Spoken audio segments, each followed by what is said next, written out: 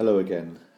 This is the second of the series of 5 podcasts that looks at the outcomes, the significance, the importance historically of the Night of the Long Knives that happened on the 30th of June 1934, just over a year and a half after Hitler became Chancellor. And of course, as we saw in the previous podcast, in terms of the immediate significance, it pretty much drew a line. It consolidated the full seizure of power, turning a chancellorship into a dictatorship, because of course Hitler absorbed the powers of the presidency into the position that he had already achieved and extended earlier, which was the position of the Chancellor. So he was now Chancellor and President combined,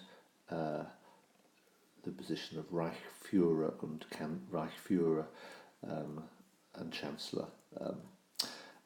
So we covered that in the previous podcast. Now let's move on now to the longer term significance of the Night of the Long Knives. Those, in other words, the consequences that were not so much perceived at the time, but we as historians, with the advantage that we have of distance time-wise from these events, perspective, can actually appreciate the importance of this event.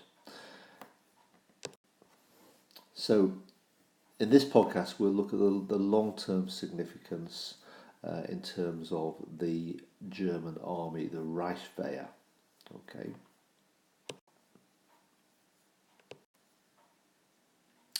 So, bottom line, picking up from the previous podcast, in a sense, the leadership of the Reichswehr had been duped. In other words, it had been fooled. It had been taken for a ride, and we've used that analogy. I've used that analogy in the lessons. I mean, Bullock quoted that famous lyric about the lady from Riga who went for a ride on the tiger. The arrogance of the elites who believed that they had actually boxed Hitler in, that they were using him. Hitler was able to string them along, really up to and including the immediate outcome of the Night of the Long Knives. They thought that Hitler was working for them. They thought that Hitler, by murdering the SA leadership, was effectively protecting the proud, traditional Prussian army, nationalist but not Nazi. They thought that Hitler was working in their interests. But of course, little did they realise that the tiger effectively is now in control. For the next 3 to 4 years, don't use the phrase stringing along in your essay, obviously, but that effectively was the reality. Hitler continued to do that. He continued to let the conservative elites believe that he was running the country in their interests.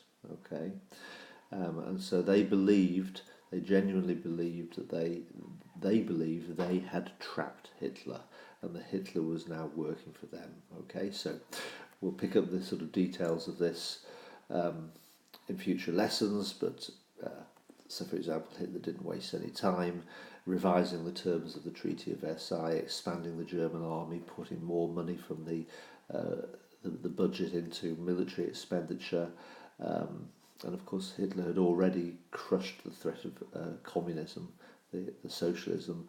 He'd created national unity. So these arrogant Prussian elites believed that Hitler was working in their interests. Okay, but of course we, with perspective, can actually now see that in fact it was the other way around. That they were working for Hitler, and Hitler was using them in the medium term, and in the real long term they would be dispensed of by Hitler. But that is a later story that will happen once we get to World War II.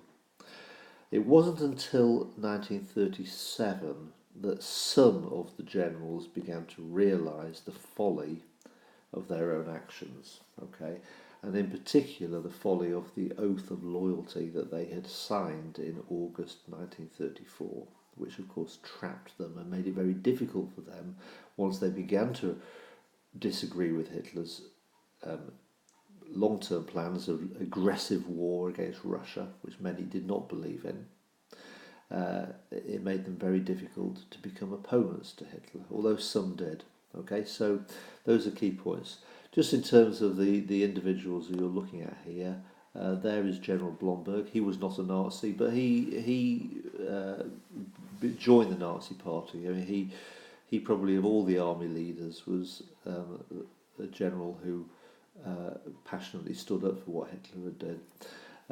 And here we've got the Commander-in-Chief of the army itself, General Fritsch, okay, F-R-I-T-S-C-H.